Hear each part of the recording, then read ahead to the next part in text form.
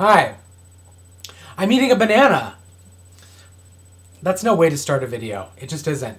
So if you're taking notes on what to do when you're making YouTube videos, don't start by eating a banana. It rarely works.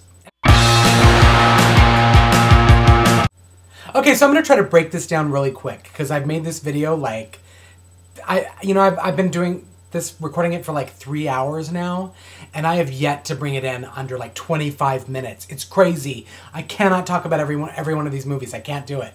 So I've got 4 movies to talk about, and I'm gonna burp, apparently. What I'm doing is I'm gonna split them out by genre. So this time I'm gonna talk about the dark comedies, and in particular satire. And so what is it about satire that makes it funny for some people and not for others? Number one, satire is intended to make you laugh first and then think about it afterwards. Laugh, think about it. And so lots of things are employed, like irony and sarcasm and things like that, to get you to take a look at social situations in a critical way and laugh about it at the same time, and yay. There's lots of humor, and it's dark and sometimes disturbing, and sometimes you don't know if you should laugh at it, and so it's really complex. And so it's probably not meant for the same people who love America's Funniest Home Videos and people falling off of ladders or people pooping themselves or just generally whatever. Although that kind of stuff can be in the same movie. It just can be.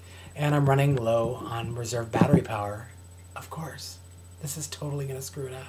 Anyway, let's talk about the 4 movies that I have for you. The first movie is Saved, and it stars Mandy Moore, and she is in a sort of a Christian gang at her school called the Christian Jewels, and they do some really messed up stuff in the name of God. And it's really funny. Sort of situations are kind of put up there in a very surreal way. I think one of the devices that is used in satire is taking stereotypes and making them bigger than life.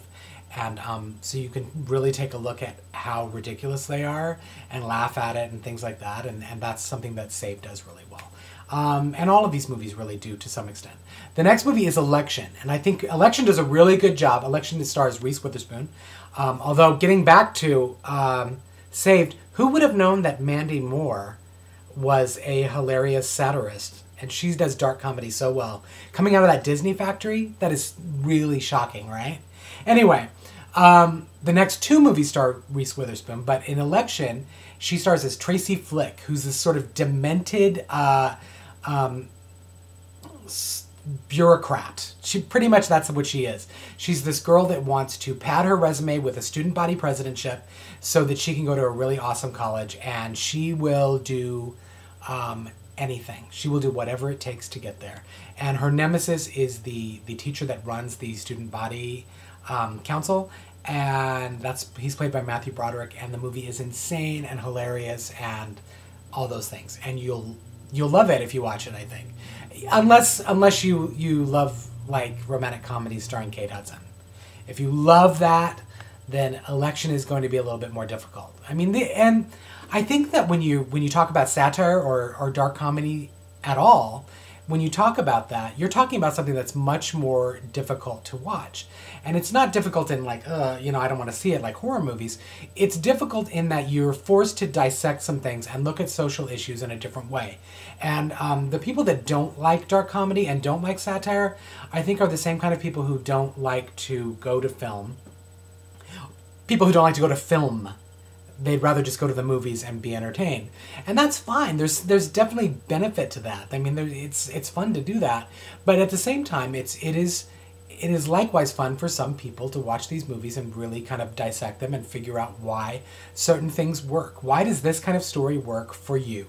And I'm going to get to that in terms of the 4th movie, which is my favorite movie of all time.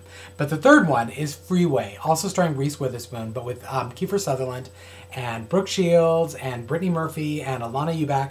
And it is one of the most disturbing takes on Little Red Riding Hood you will ever see, which it takes Little Red Riding Hood and puts it in the sort of inner city world of juvenile delinquents and serial killers and child molestation and prostitution and inept parentage and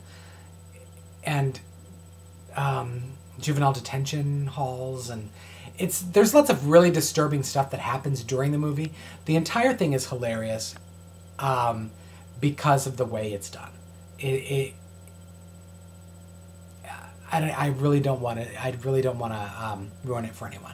It's one of those things where, if you're not into dark comedy, this is the darkest it gets, and so you'll have a hard time sitting through it. But anyway, I loved it. My favorite movie of all time, regardless of genre, is 1989's Heathers, starring Winona Ryder and Christian Slater as two love-struck teenagers who kill off the most popular people in school and make it look like suicides. Now, that sounds really disturbing, but they're the heroes of the story because the bullies and the cliques are really painted as being these dark, villainous characters that kind of deserve it, and they do in some sense. But what makes the movie so much more fun is that it takes a look at how people perceive these suicides, and so the disturbing way that people react to it, and they kind of put these horrible people up on pedestals, and it's just a really great movie. My favorite movie of all time. Do you guys like satires? What is your favorite dark comedy? I'm going to leave it at that.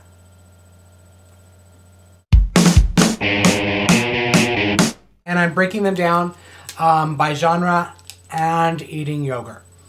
I can't stop eating during the making of this video for some reason. It's just going to happen, so go with it. Go with it.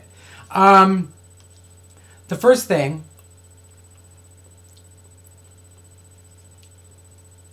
it's cherry Activia, which is really good, and later it's going to make me